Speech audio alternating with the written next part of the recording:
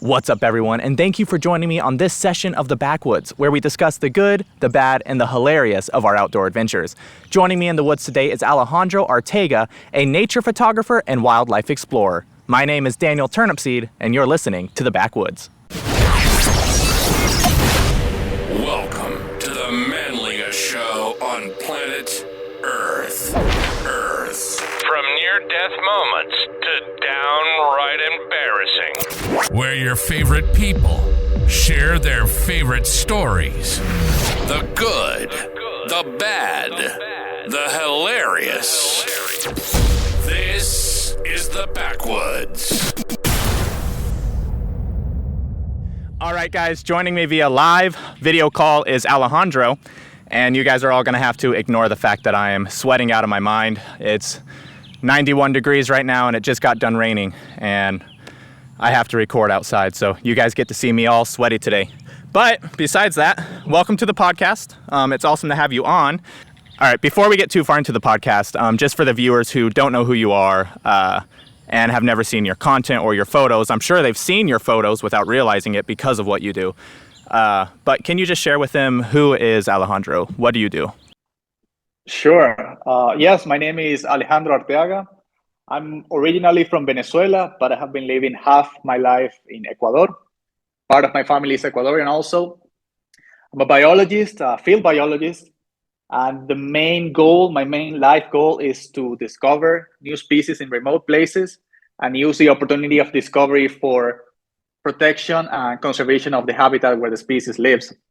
I also write field guides, like, for example, this sort of field guides, which are for identification of amphibians and reptiles in particular in the field.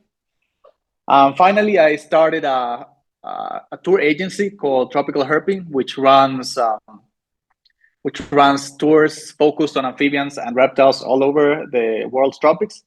I most recently created a foundation called Kamai for the protection of what I believe is the most biodiverse place on planet Earth, the Upper Amazon. I saw on your thing, you said, correct, that you've identified 25 new species?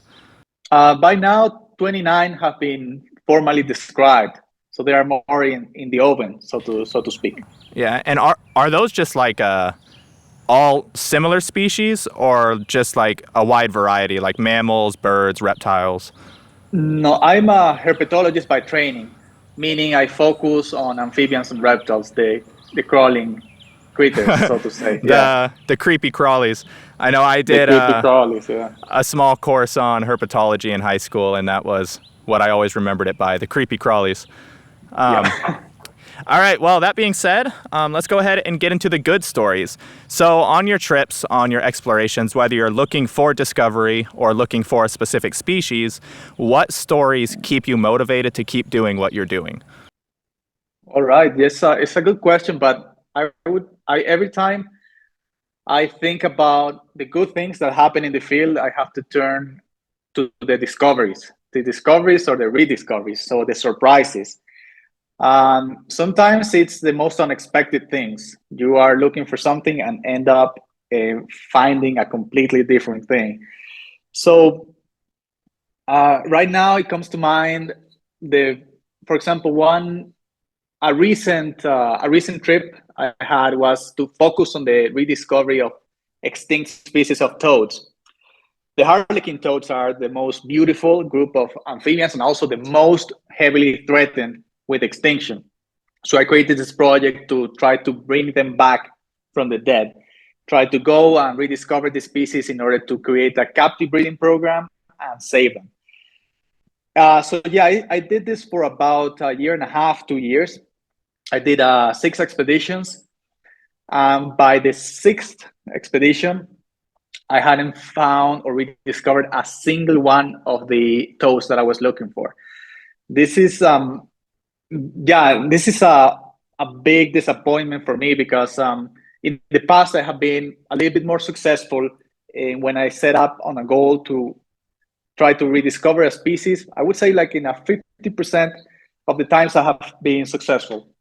But in this series of expeditions, I wasn't. And in the last one, I I went to southeastern Ecuador, right by the Peruvian border. I spent about 10 days looking for these small, brightly colored yellow and black toads that live along streams. We stayed a long time there. It was a big team, but we didn't find a single one. And of course, we were documenting all of this.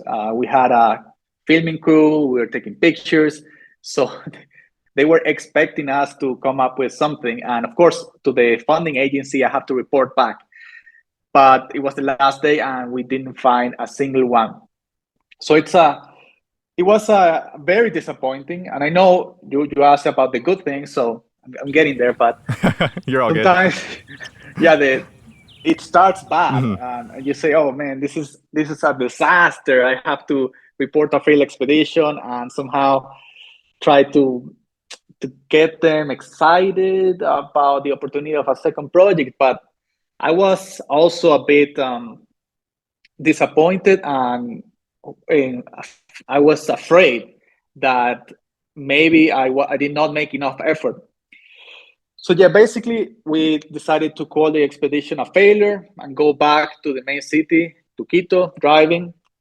And then on the way back, we decided to make a stop in a small town in between the Amazon and the Andes. We stopped there for lunch. It's in a house because sometimes there's no like a restaurant. Of course, there's no McDonald's you can stop.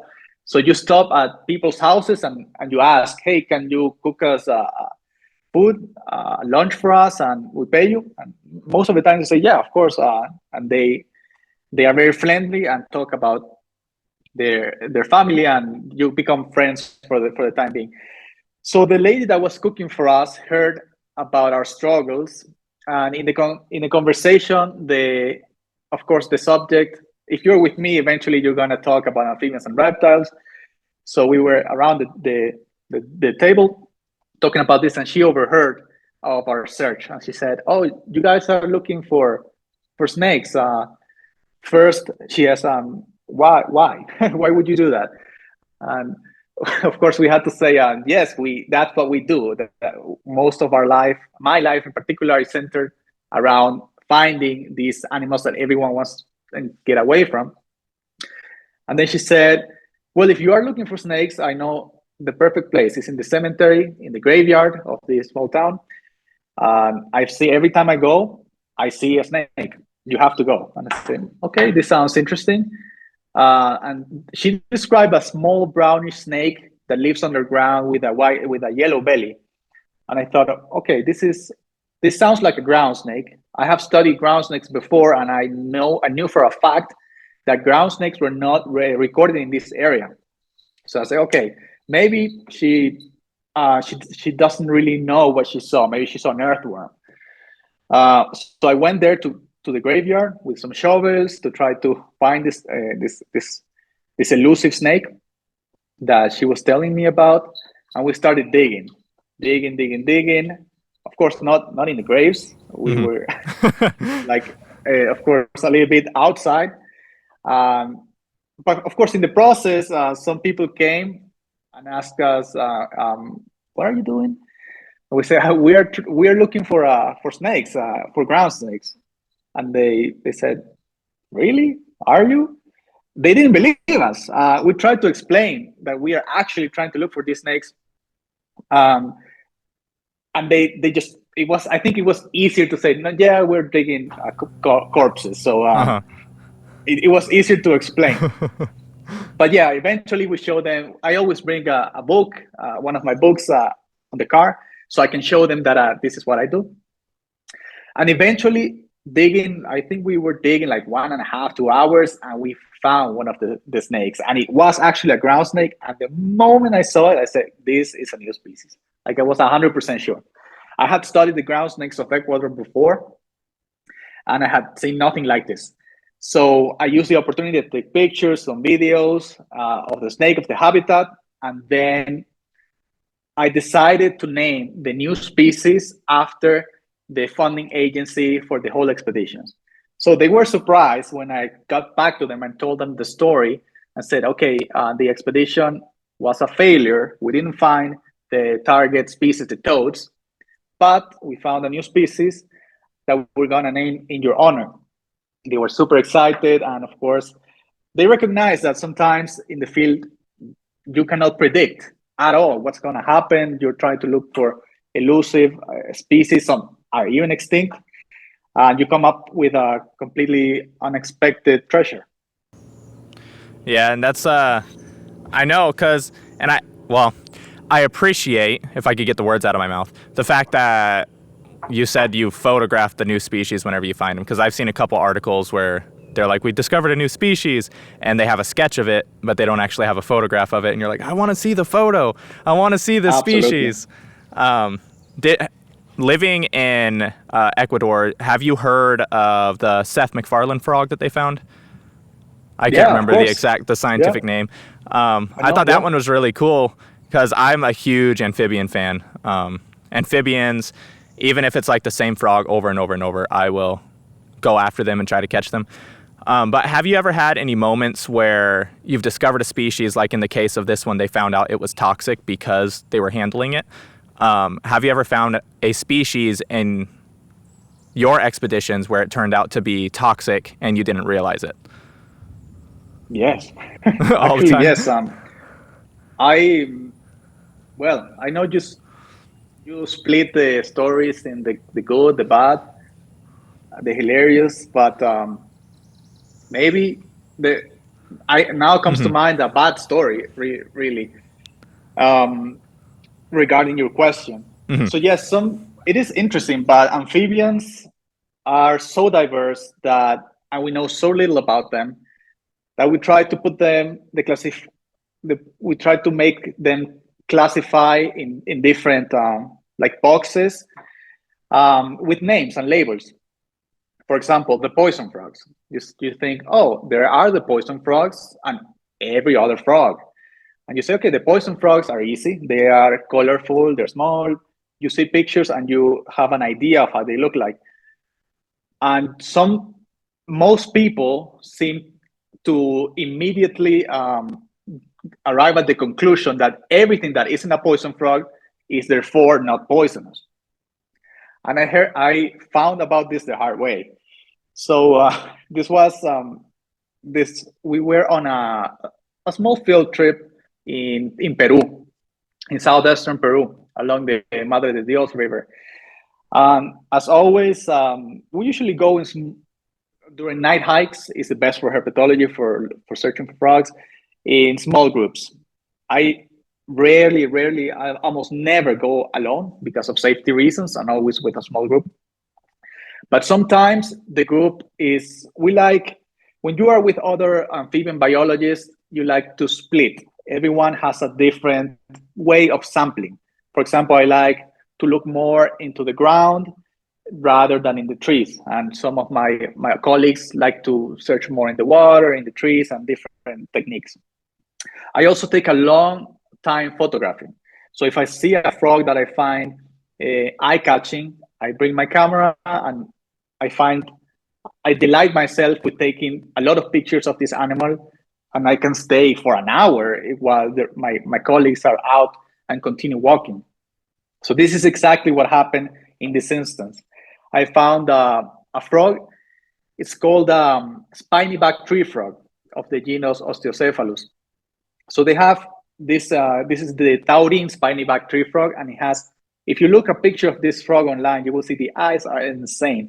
It's like bright yellow and with the soul lines that coalesce towards the center, the black lines, and it looks otherworldly. It's a beautiful eyed frog. I saw the frog. And I said, okay, I'm gonna photograph it.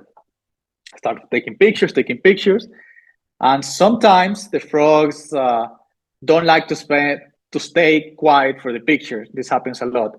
So this frog immediately jumped very far away, jumped again, and this time it landed on my arm. Of course, I grabbed the frog, put it again on the branch, and then it disappeared into the darkness. And then I look at the pictures, look phenomenal. I actually have the pictures to this day of this frog photograph in Peru. I say, oh, this is great, and continue walking. The spiny back frog, if you look at the frog, which is about this size, maybe 2-3 inches maybe, It's a tree frog with the hands have big toe pads, and they look they are adapted to the arboreal lifestyle. But they are brownish. Only the eyes are eye catching, but everything else is brown. They look like a tree bark. So I continue, and eventually, yeah, I was tired. I rubbed my eye of all things, and then continue. But then I started to feel like something was wrong, like itchy. The eye was itchy, and I started like crying with one eye, and then the eye got swollen so fast, and it started. It was like I knew something was wrong, like a toxin had gotten into my system, and then immediately I thought it was a frog. There's something about this frog. I touched my eyes, and now it's starting to close, and I somehow knew that something was gonna go wrong, and I started calling for my friends, two of them. I was screaming for them, "Hey guys, can you come?" They didn't hear me. They were far away in the trail, and it was maybe in the next 30 seconds, both my eyes were closed, even though I only touched the right one. Both closed. I couldn't see. I began to feel desperate because I thought maybe I can actually go blind. This is obviously a very toxic frog. I never read in the literature that spiny back tree frogs are poisonous. No idea. Maybe now it's reported, but at the time it wasn't. So yeah, I found out that they are, and I couldn't see. I was trying to find water, but I just couldn't see, and it was dark. I couldn't move, so I decided just to sit by a tree and wait. I'm not a religious person, but I started like praying that please don't let me go blind.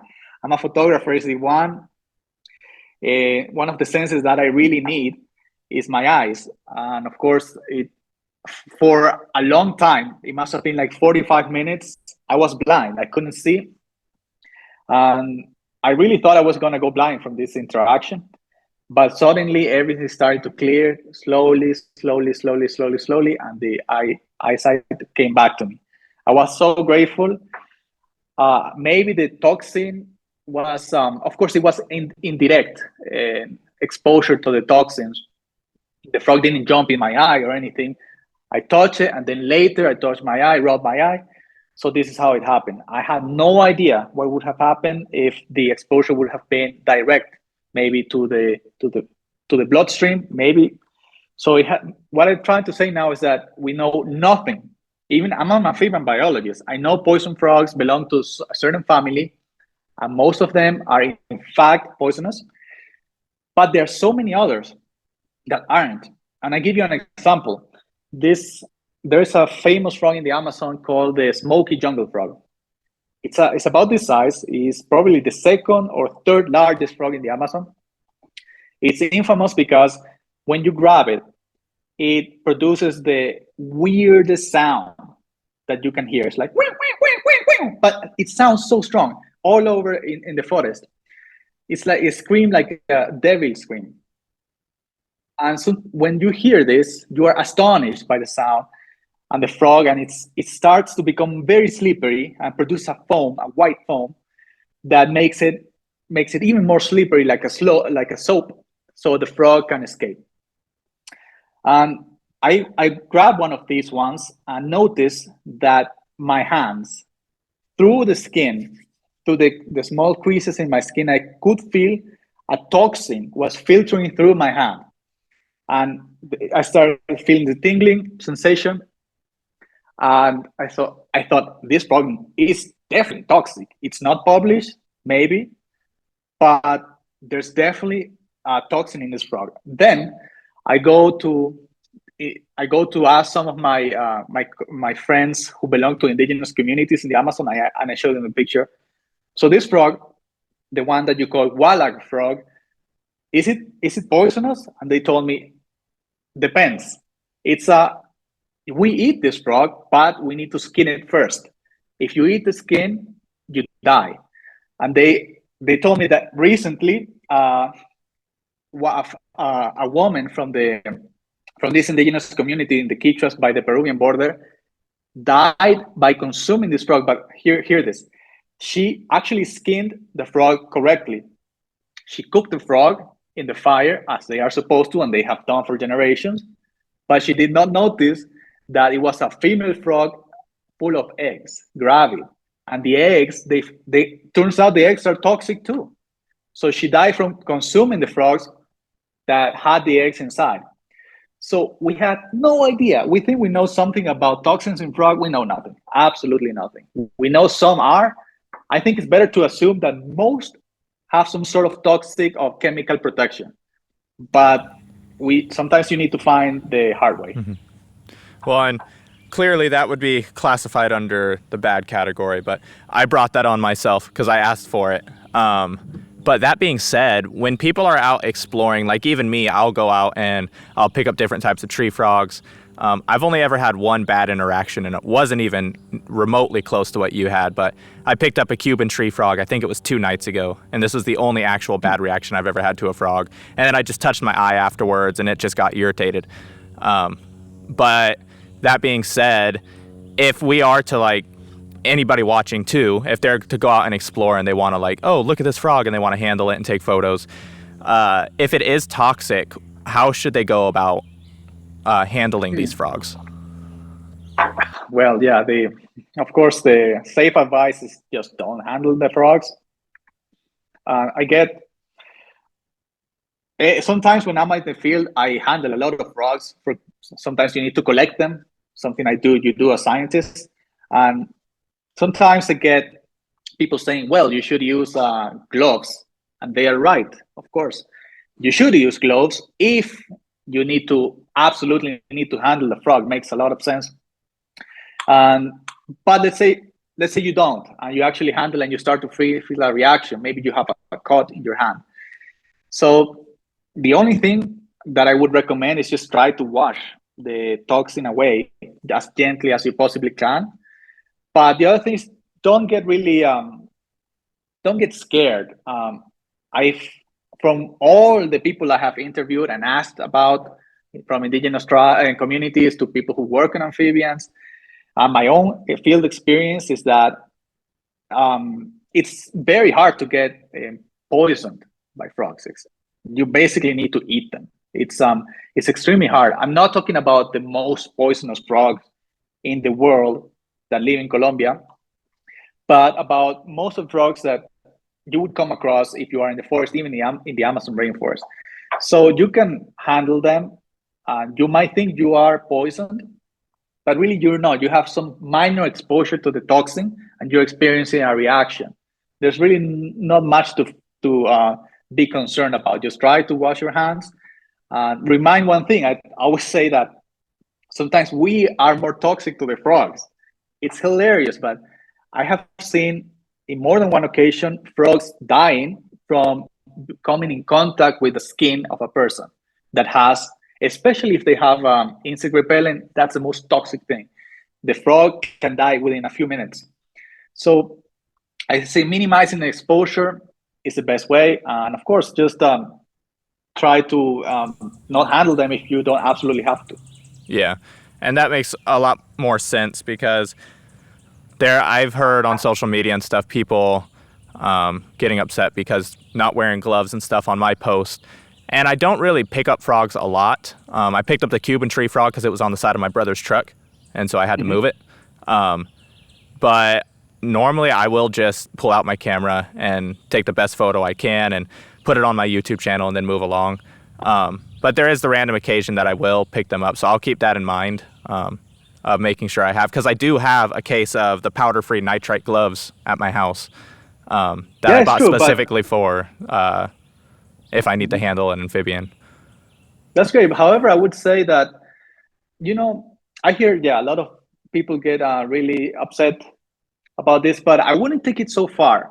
I also study frogs, and even though, yes, using gloves might be recommended, sometimes I start to think about this, how I became an amphibian biologist myself, and it is with contact with the animals. If the more barriers you put, even if it's for your and their safety, you're also discouraging many people to become connected. So yeah, I'm actually a big advocate to go and be as close to the animals and experience them. Yeah, sometimes there's some things you're going to learn the hard way.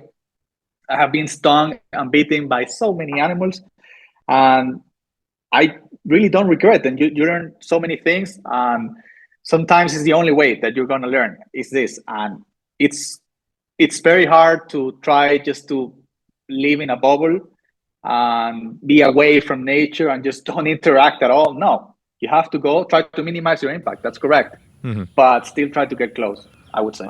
So is the most important thing just making sure your hands are clean if you're gonna touch something that has skin, like a frog Absolutely. that breathes through their skin? Okay. Yeah. And that's good to know on my end too, because I've seen so many different people say so many different things online. But most of the people that are commenting these things have no studies in the matter, and so it's good to hear somebody that actually studies the topic tell me what's the best course of action.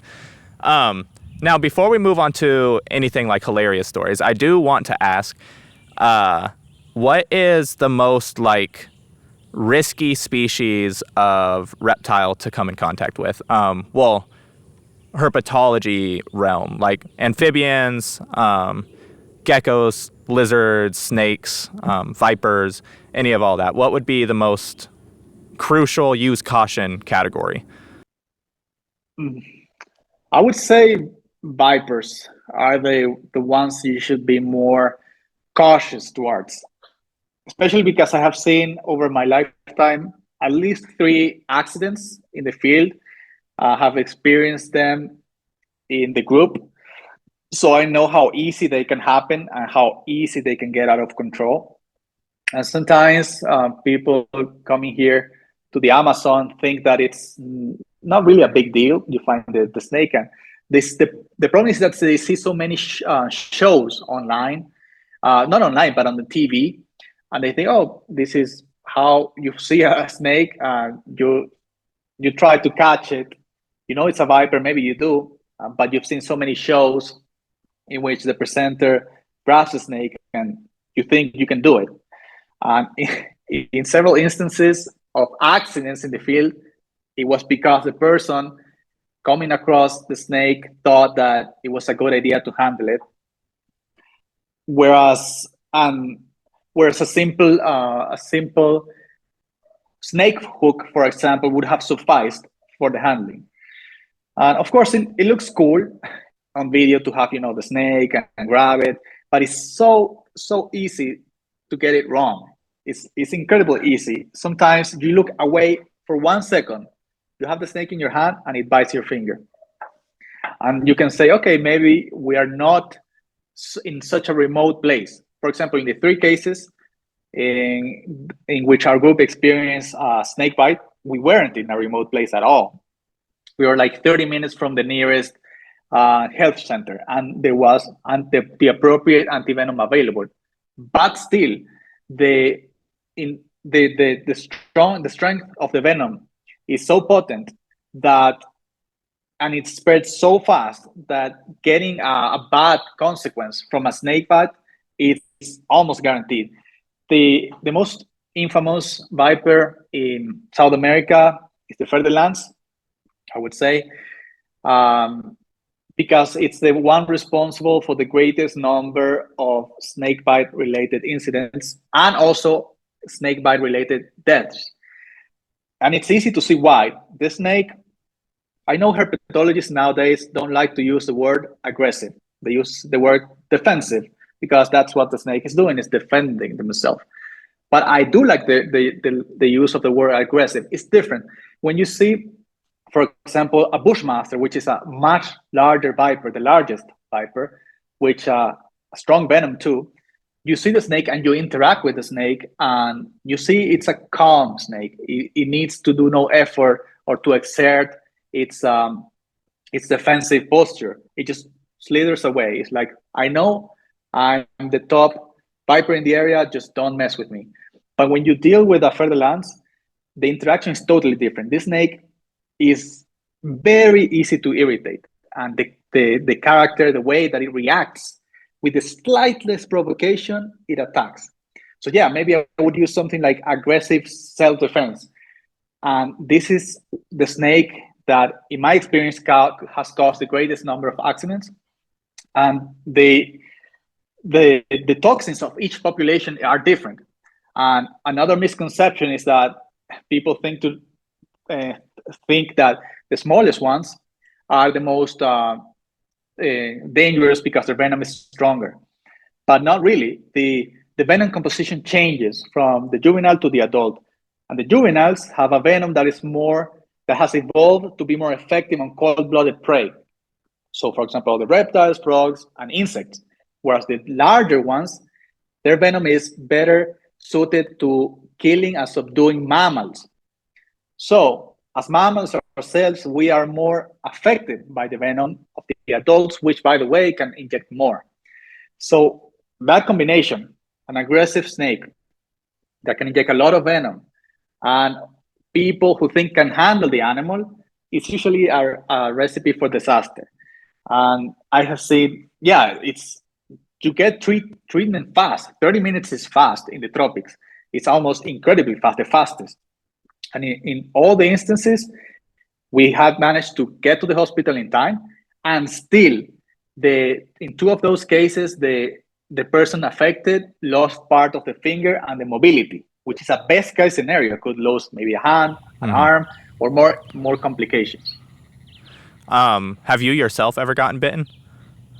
I have been bitten by what is called mildly venomous snakes. So there's another example. It's we classify snakes as venomous and non-venomous. Among the venomous, the vipers and the coral snakes, and we tend to leave everything out in the other families of snakes, including the boas and the harmless snakes, as being completely harmless and fine and non-venomous.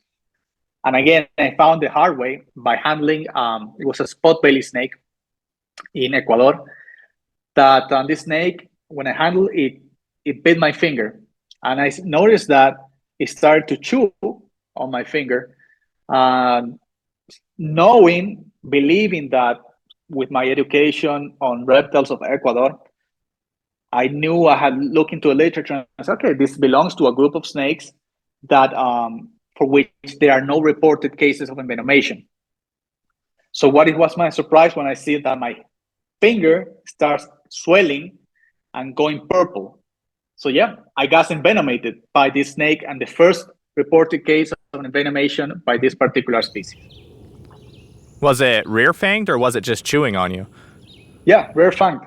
It was a rear-fang. I knew that, but I had no idea that it was so strong. It was very painful. And of course, it went away after 1 or 2 hours. But sometimes you don't know. Maybe it could have gotten worse. Mm-hmm. That's crazy. I myself, personally, I'm not a huge fan of picking up vipers. Even some colubrid snakes, I just won't pick them up because they're so aggressive. Like the water snakes we have here in Florida, they will tear your finger up if they get a hold of your finger, just because their teeth are the same as like a python.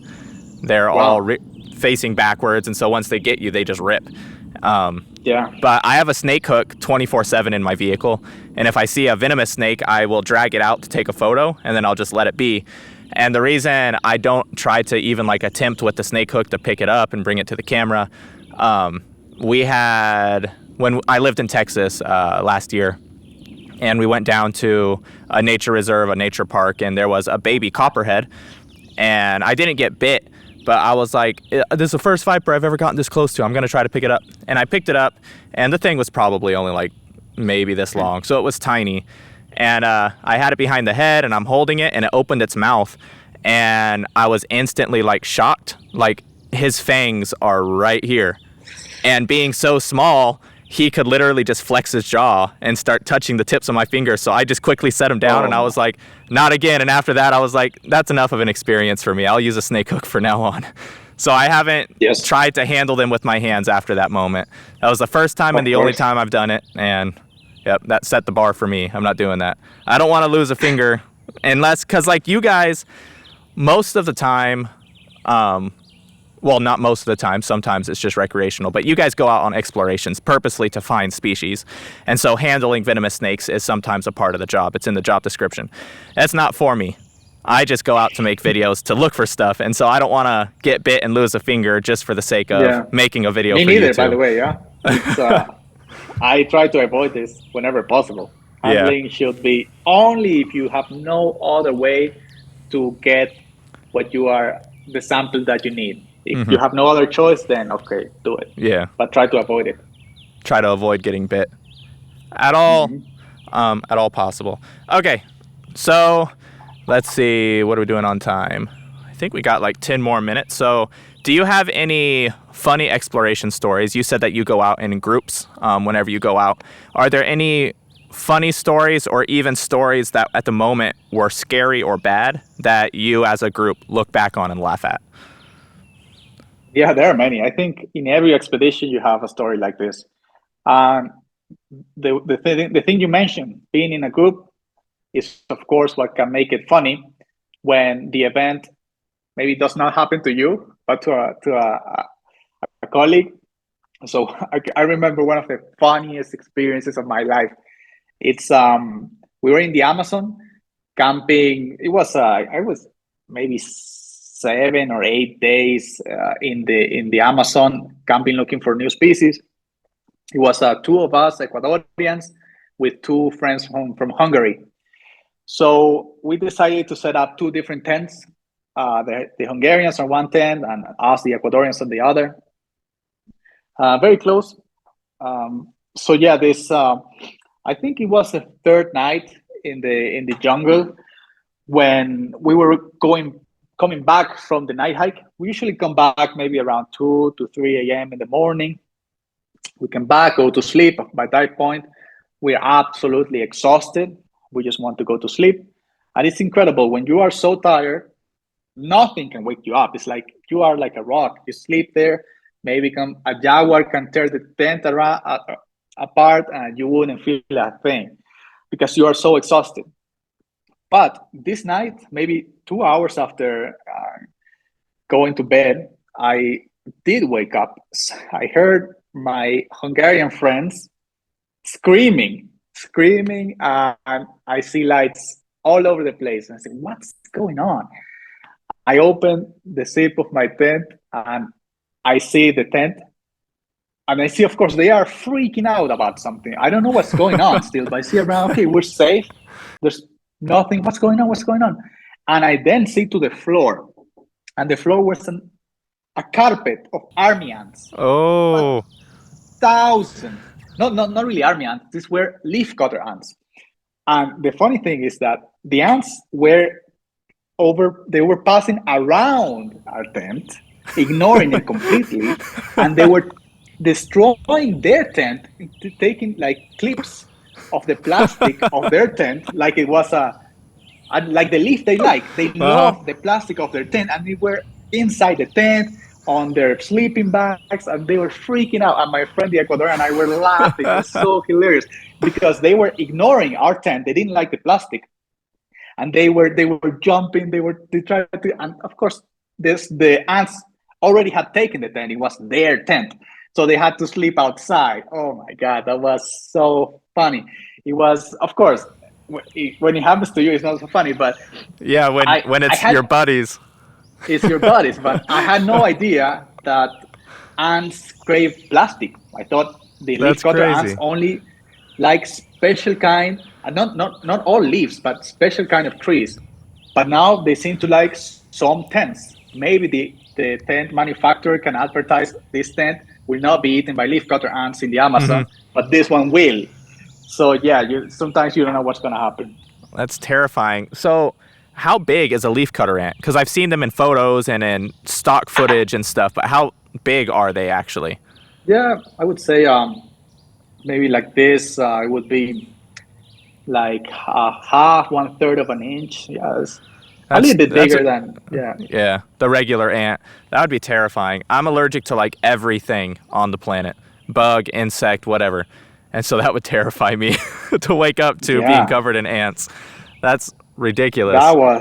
terrifying. And that particular trip, we had a bad experience. I got stung by a bullet ant. My first Oh, experience with that was awful. I couldn't sleep for an entire night, and the pain was unbearable. And the third encounter with ants, again, was hilarious. I myself, I'm a Canon photographer, and this Hungarian friend, also a photographer, was a Nikon photographer. And we were arguing, saying which system is better. And he said, yeah, maybe Canon has a better quality lens, but Nikon has a stronger, most resistant cameras, and I'm going to prove it to you. I said, how are you going to do that? He said, okay, I'm going to leave my camera and my lens out in the open, and you will see that tomorrow it's after the rain and everything is going to be perfect. Okay, I said, yeah, challenge accepted. You won't believe, but the next day, his camera, Nikon, and his lens was covered in ants, a different kind of ant. This is the ant that produces an acid, a specific acid, and all the plastic in the camera and the lens was melted. Everything melted. All the ants had melted all the plastic. But he turned it on and it worked. So I guess he had a point. The camera still resisted. The ants had only got into the plastic.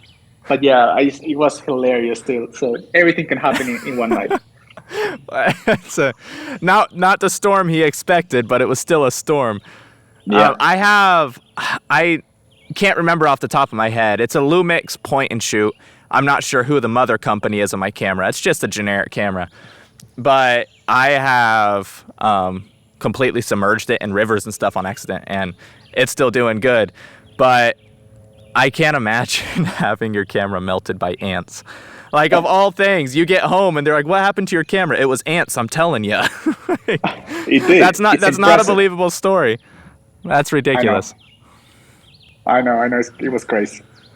One of my favorite stories of going out and being in the woods, it's actually similar to that, but similar but not similar. I was out with my wife and father-in-law, and we were just dating at the time, and we had gone camping.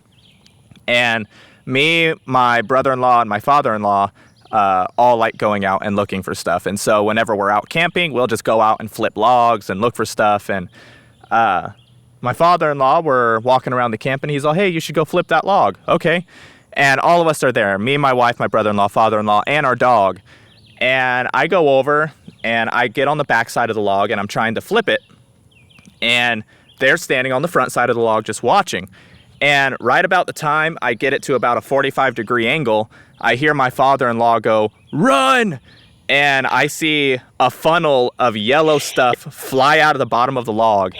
And I don't know if you've seen the movie Hunger Games, but it was legit like Hunger Games. Oh. We were running through the woods. We were all being surrounded by these big yellow hornets, and they were stinging us all over the place. So we get back to our camp, and we all pile in the car. And these are the type of wasp. I don't know if they modeled them after, if the tracker jackers in Hunger Games were modeled after these, but they will follow you. They're like murder hornets where they remember your face and they'll just follow you around.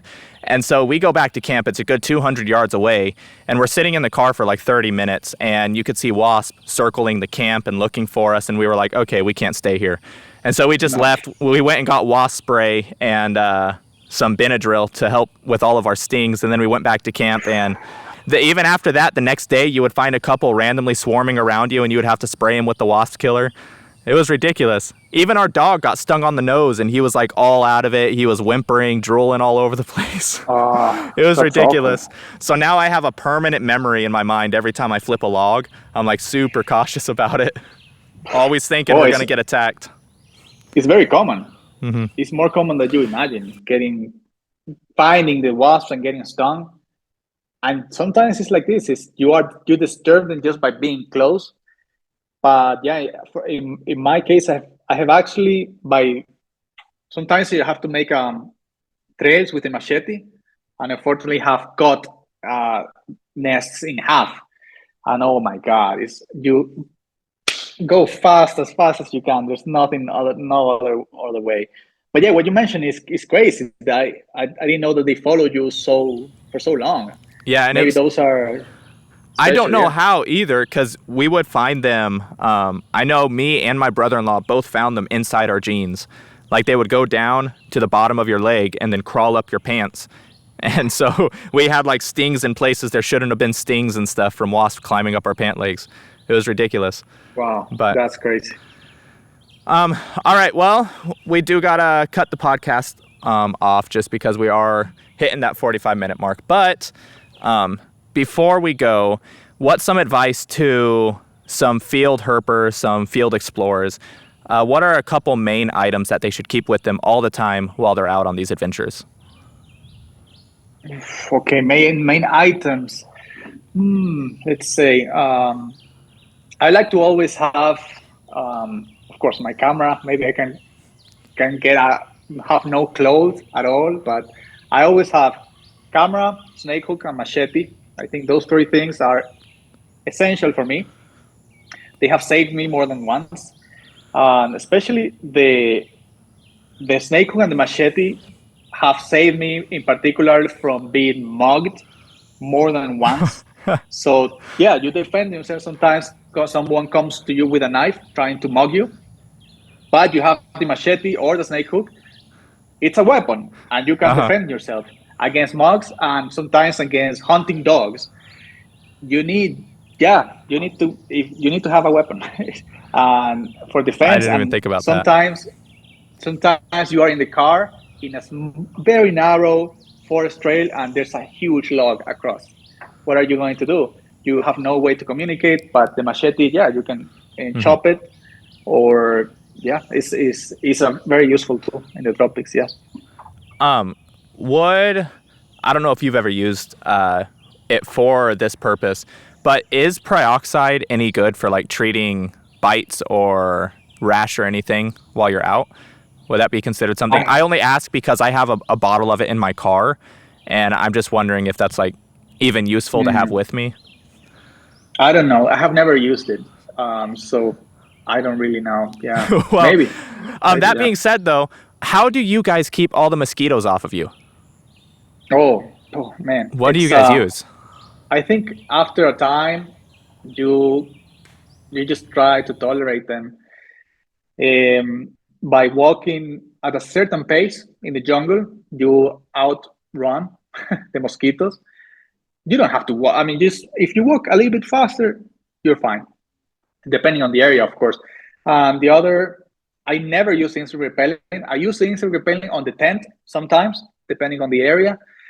But yeah, I don't use long sleeves or anything. I guess I just get used to it. And the only exception to that is when I'm photographing. I'm so focused on the animal that all the mosquitoes come. And in that case, I have to say thanks to the people who are with me, and they try to keep them off of you. Scare away. Come, yeah. So yeah, but what I've seen most people use, and it works, just simply long sleeves and use the repellent maybe on the clothes, but of course you have to be try not to have so much insect repellent because it can be toxic to the other animals. I use this stuff, Picardin, however you actually say that. But it's the only stuff that I found that actually works for the mosquitoes here. But I don't know how toxic that stuff actually is for animals. So I would have to look into that. But all right. Well, that being said, lots of good advice. And I know I will be keeping in mind the stuff that you said while I'm out in the field, because I've never actually talked to a field herper before. So getting to hear your knowledge and your experiences, it'll be good advice and good stuff to keep on my mind while I'm out looking for stuff. Thanks, Daniel. But thank you for coming on the podcast, and it was awesome to have you on, man. Yeah, this was phenomenal. I hope that some of the advice can be of use. And yeah, looking forward to seeing more of your content. It's phenomenal. And yeah, if you ever come to Ecuador, I'm happy to take you to the jungle so we can put all of this to the test. And also, before you go, those field guides, do you have an online store for them? Yes, I can share you the contact. Right now, we have the reptiles of the Galapagos and the amphibians and reptiles of Mindo. I have seen that one on Amazon. So it's you can find them on Amazon. And we have a new book coming up, The Reptiles of Ecuador. It's in the process, but you can pre-order it online, and in the same website you find these other 2 books. Okay. Well, if you want to on Instagram, go ahead and shoot me the link, and I'll put it in the All right. description of the podcast. All right. Phenomenal. Well, Thanks, Daniel. I'll let you go, and I gotta go because I'm about to get rained on. But thank you for coming on. Yeah, it was phenomenal. Have an awesome day. You too. Take care. Bye-bye. All right. Bye. All right, guys. Well, that's it for this episode with Alejandro. And sadly, I do have to cut it short. The sun is setting and more storm clouds are building, so I don't want to get rained on and ruin my equipment. But I hope you guys enjoyed this podcast as much as I did. I learned a lot from him and a lot what to do and what not to do when you're on the field, what to touch and what not to touch. But if you guys like this episode, please make sure to subscribe to this channel, like this video, and I will see you on the next podcast.